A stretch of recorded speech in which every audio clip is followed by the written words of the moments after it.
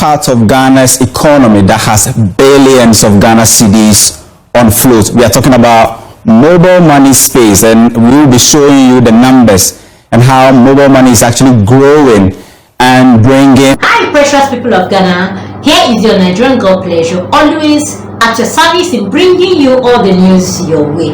And the President of the nation, President John Mahama, is not setting back from his words when he promised us that he's actually going to give us accountability, restructuring, resetting, and he's doing everything possible, making sure that all his campaign promises are actually being worked on one by one. And yes, we are here to bring you all this news your way. Please welcome on board financial inclusion.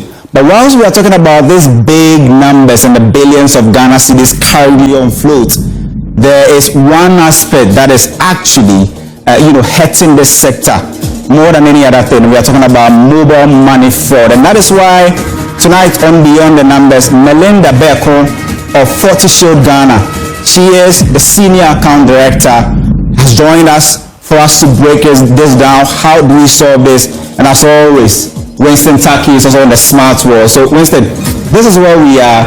Mobile money, a growing space, but actually the devil before.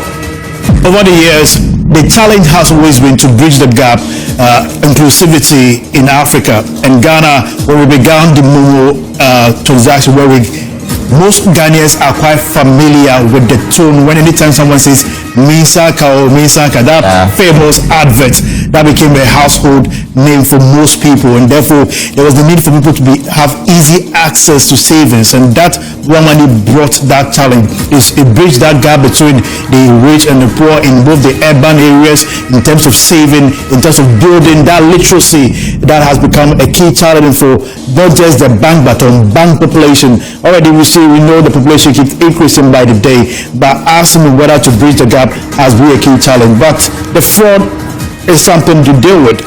Just before I came on show, I received a text message from someone saying he has rather sent me 10,000 Ghana cedis, and then I should check. And I should respond immediately. I'm like, boss, you're devil. I'm telling you, so that's what happens. I'm not just a simple victim. A lot of people are victims, and today, I'm sure before we close today, there will be a lot of enlightenment to viewers. But Winston, if you look at the number on the smart wall, 76.4 million registered Momo accounts. And if you look at those who are currently active, this is as of June 2025, it could be more. We're talking about close about 25 million. It's almost equal to a bit less than our population. But then this is a sector that is growing, but it's actually bedeviled with a lot of fraud. How do we grow in a very safe manner without this aspect actually being entangled? Mobile being entangled in this whole fraud and what have you, Mensaka and all of that. Okay, well actually there needs to be security and there needs to be trust, right? So security comes from the providers.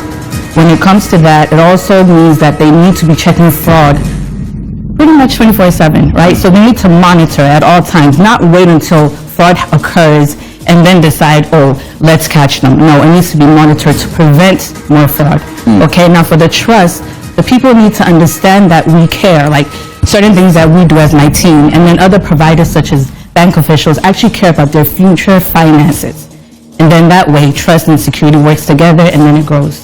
So you are actually based in the US, and you've been tracking and actually safeguarding companies and their data. Yes. What do you think is the difference between the US and Ghana? What haven't we been able to find right?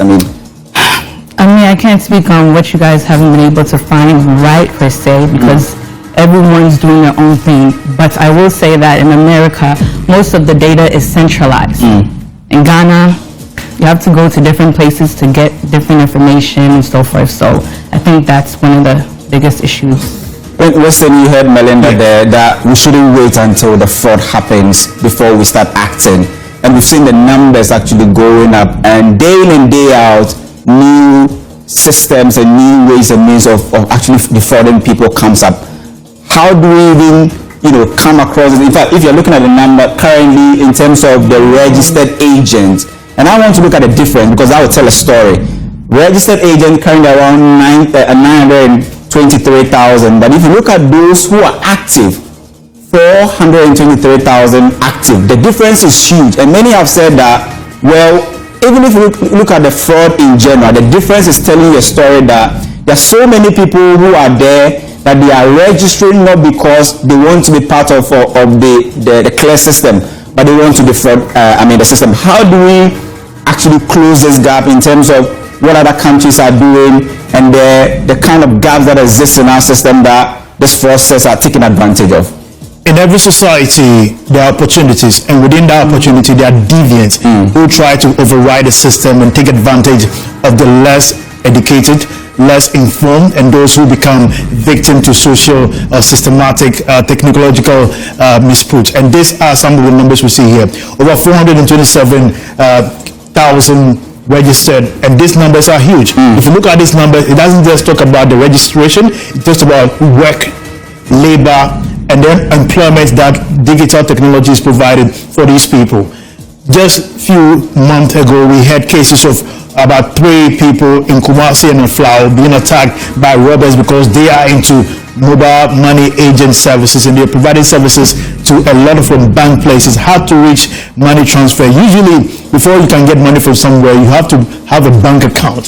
But the gap with mobile money, the swiftness of transaction, you go to a shop. Inclusion. Exactly. Yeah. People don't carry cash or like we used to, and that it goes a long way to save the central bank some amount of money going into printing of cash. Very soon we're going to hear about ECD.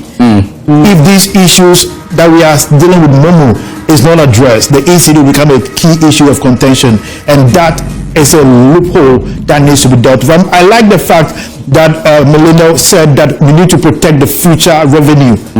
If we have systems that see in the future, consistent investment in the future, I'm sure these gap in Momo fraud cases will be resolved. Right now, when this happens, who to report to security? You call the telcos, you tell them that someone is trying to take money from my account. I'm not even sure whether the account will be blocked, who to report to, how quick that account can be blocked, when can the account be restored. All these issues are key development that needs to be dealt with. Talking about the central bank and regulation, I know Melinda has been looking at the revised cybersecurity rules of the Bank of Ghana, and for us that is going to play a significant role. Tell us about this. I mean, how would that help us close this gap that we have and people taking advantage of that system? Okay, so unfortunately, when it comes to rules, it's just to show what companies stand by, like principles and characters and so forth, right? But it's really action and awareness that's necessary. So as we stand here, it's awareness, right, for the people who are watching. But the action needs to be taken when it comes to wrongdoers, okay? So when people do wrong, immediately they need to be punished for their actions. Well, in fact, she said that, quick punishment is also very, very key. But when you talk about the central bank, okay, what is the central bank doing currently in terms of revising the cyber rule, which for me is important, right? Because once the central bank gets in, it will mean that that space is being regulated more and more. And Winston, we saw just before we came on air, that new digital desk that people don't call it digital desk, but that is what the Bank of Ghana is currently doing. And it's because of some of these issues, right? The Bank of Ghana knows that there are digital platforms, including even Momo and fintechs, who are helping us to close the financial inclusion gap. But the more we do it and the more we don't protect the data, people take advantage of this, and like you said, they actually capitalize on those who have lower education. And now it's not even those who are not really educated, but even those who are in office are being defrauded. So, will this new directive from the Bank of Ghana really help us solve this problem, Winston? We've seen several directives, and I'm not sure this is the first time the central bank has gone in this direction. One key challenge is compliance, and there should be convergence of enforcement. It appears there are several authorities within this sector. We have the National Communications Authority, we have the Cybersecurity Authority. All these authorities, it appears we have several people, but who and how can these informations be reported? How are they synchronized to ensure those who are even arrested are even prosecuted? Have there been prosecutions happening? Has it been published so that people can know that this is a crime? Because till now, many people don't even think Momo fraud is a crime. Unless, how do you even track them down? we have countless time. Look at the number of population. Always about 10% for victim. Old people, young people, market women, and they always look at the other part of the business community. Someone can transact a business, but because of the nature of sending money here and there, they can send a solicit text message saying that certainly you receive an amount of money transferred, but the person will not be conscious, thinking it is part of the normal transaction. People have lost huge amount of investment and money, profit due to this fraudulent attacks, and everyone can fall a victim. You may think you are too smart, but they are also experts in assessing your behavior, your pattern of business, and they can target you. Sometimes, I'm sure Melinda will come to a part where she will mention insider tradings, where telcos, people who work within the system, sometimes have a cartel. So you register a SIM card, they know the kind of information data they have, they sell those data to outsiders, and those outsiders exploit those information to their advantage. Now, Melinda, I'm actually itching to actually hear that, because if you look at this data, what you see is that in terms of the number of Momo transactions, we have moved to about 735 million Momo transactions. Certainly, these are some of the big numbers attracting the fraudsters. And Winston spoke about insiders who are helping these fraudsters actually accomplish their aim. I mean, if you look at Ghana, for instance, we've done a number of SIM card re-registration, we've introduced Ghana card and all of that. It doesn't seem like this is working. Would you say that the cartels possibly in the system? I mean, how does it even work? Help us to understand that. I mean, I know that there are ethics and all of that, and that's your job as a cybersecurity expert. How do people go bypass the systems when there are ethics to actually govern them, and there are systems in place to check the actions of workers?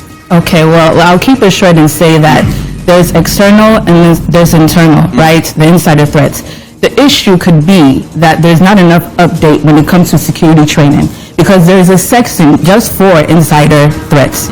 Okay, so I can't break down everything that somebody needs to notice, but someone just asking how's your day, the way you answer it can target you. And then if I'm working with you and if I'm concerned, let's say maybe you're down, you're upset, maybe you've heard that you might get fired, I need to report, because you might put our information out. We don't value those data. Do you understand? You don't track them. Yeah, of course. Okay, so let's just say when I first got here, I got my Ghana number, and literally every single day I'm getting messages left and right. So I know there has to be some type of insider threat going on, but what I'll say is staff, they need to get training more and more. They need to get updated.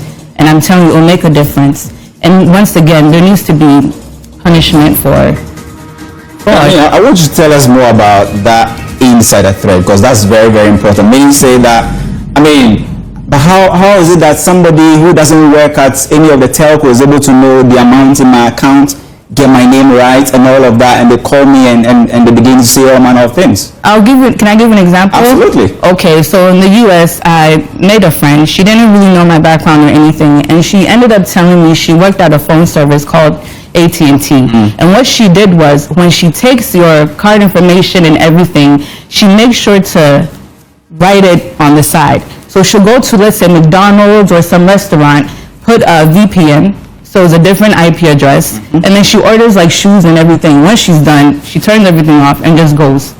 So really, I'm very happy. I'm going to interview. There are people that are working at places you're supposed to have trust in, and that is the problem. So as staff members, we're also supposed to hold each other accountable, not necessarily, making it too obvious, but there needs to be training once again to understand what to look for, and that, I think, could make a difference. You work at Fortishield, and I know that you started in the US. You've done a lot of recoveries for so many companies and protecting them as well. Do you think that the systems we have in Ghana are actually very feeble, very weak, and that's why some of these threats actually continue to go on and on and on? I can say that can be the case, but there just needs to be more education. Do you understand? Absolutely. Certainly more education, very important. But Winston, what you know is that a lot of people will be attracted to this space because currently if you're talking about the value of Momo transaction as of June 2025, we've hit 323 billion Ghana cedis. And that's why we said that there's actually billions actually moving around and on float. And the question we're asking is, how do we even safeguard this space? I asked Melinda how this big amount is attracting people, but what does this figure actually remind you? I mean, we've seen Momo transaction almost becoming a sentence in terms of our GDP. Our GDP has crossed $1 trillion. Momo transaction has also crossed $1 trillion. Do you see any correlation there? And how is that attracting people into that space? If you go to the GIPC website, you tell you it's a formidable sector for investment. And any country that accesses telecom communication, everybody wants to speak, both international, domestically. If you look at how much of trading is happening across Africa, both sending money locally. Now, if you look at the fintechs, they've been able to align their systems to Momo account. So it's easy now to send money from the UK to somebody's Momo account directly. And that has become quite profitable. That's why Bank of Ghana is going heavy on them, right? Exactly. And with that being said, it should tell you, it's not just a domestic market that is quite profitable, it's a global market now. Once you're connected to the internet, it appears that you are likely a victim of either a good transfer alert or a bad withdrawal alert, which is basically a fraud attack. And there are instances where people receive text messages, click on the link, it will take you to your website. Sometimes we call it phishing. I'm sure Belinda will come to that aspect. Phishing, people will just go click any link that comes to their phones, and when you click those links, that link has a way of injecting a malware into your system or your phone, and information that are essential, that are not protected, that are open to anyone who's on the internet, is likely to be picked up and used against you. So you'll be there, someone will call you and be speaking about the last transaction you made, and everything that they will respond to is a yes, because they are looking at the data and calling you, and they'll convince you, and you even go like, yes, it's true. And they'll say there's a problem they want to deal with, what is your PIN number? And by that, you are comfortable because the person will pretend to be the agent of the telco. And every day we keep hearing, for how long? Every year we keep hearing that the telcos keep warning us, although it's something that they have to do, but that system loophole needs to be fixed, basically. Linda, are the telcos handicapped? No, they're not. But what do you mean by that necessarily? I mean, what are you implying? In fact, we see them saying, they are protecting, and then they are actually going ahead to do most of the education, but it looks like most of their data is now exposed and people take advantage of them. That's why I'm asking if the telcos are currently handicapped. Once again, I've been here for some time, and so when I make certain phone calls to get some of my businesses done, I always hear, the warning, make sure you don't share your PIN and everything. But I don't think that's strong enough. I think somehow we need to bring the people together and educate them as well before maybe they purchase or something. But I will say also what's helping, right, which telcos are not doing, the youth, social media, they're reporting right away when something happens. So they're getting to masses of people, you understand? And I think that's what telco they're missing out on. They could do way much more, but how is social media in itself contributing to this threats and then our exposure to this? I'll give you an example. There was a female who ordered food from Bolt, and literally before she got her food, the driver asked, but see, here's the thing, the driver asked if she got a phone call from someone because that person needed her PIN in order to move forward, and unfortunately she gave the information. So I believe she lost over 20K cedis, and right away when she realized it, she called Momo, and unfortunately she didn't really get any good news, and then she decided to report on social media to warn everybody else, which is very important. We need to look out for each other and make sure that somehow police officials, Bank of Ghana are able to notice certain things that's going on differently, get the patterns, and then hopefully find solutions for us. We have a cybersecurity authority, right? Yeah. We should be fine. Why are we not fine? Okay, I was going to say something, but I don't think I was going to say maybe because they haven't met Sporty Shield Ghana yet, you understand. It's really about just education and I believe there's not a lot of reports. I've been to different tech events, and that's one of the things that they complain about. When fraud happens, many people wait to the last minute to mention anything. When fraud happens, please, it's very detrimental that you just report it right away, because the IT officials, they can get to it, find a solution quicker, you know? And yeah. Kofi, one interesting thing that we should prioritize as a country right now, globally, the war that is happening is now a cyber war. And countries are investing more in cyber security. We recall we used to have BlackBerry. They lost hugely to Apple and other Nokia at those times in the market. Now they came out of that market and now are into full cyber security operations, understanding how significant the market is and the reinvestment that is needed, providing cyber services to most institutions. And I think as a country, the Cyber Security Authority has a lot of work to do. The new minister has a lot of tasks at his hand. We're hoping it will not just be talk, but more action. In fact, being talk and more action, day in and day out, we churn out data. And data security is very important. Data protection. I know we have data protection authority. Yeah. I don't know if it's a commission authority, but we have it. It's supposed to protect our data. Belinda, you work at FortiShield, and in fact, data protection is very, very important to you guys. I mean, my question again is, I really want to know what we are not doing right and what we can do to actually get out of this loophole.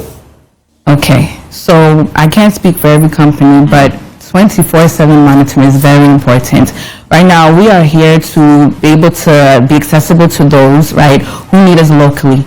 Okay, if we look back at what happened to President Mahama with Twitter and everything, it took too long for something that should have been monitored. You know, certain events that happen, when we look, is because it's not monitored. Yeah, you're talking about the president's account being... Yes, being hacked. It shouldn't have even happened. You know, they say Ghana is the gateway of tech, right?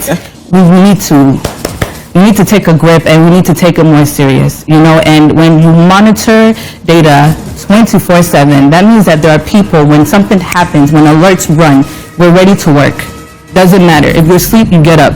You have to keep track of what's going on, and maybe that's what's missing here in Ghana.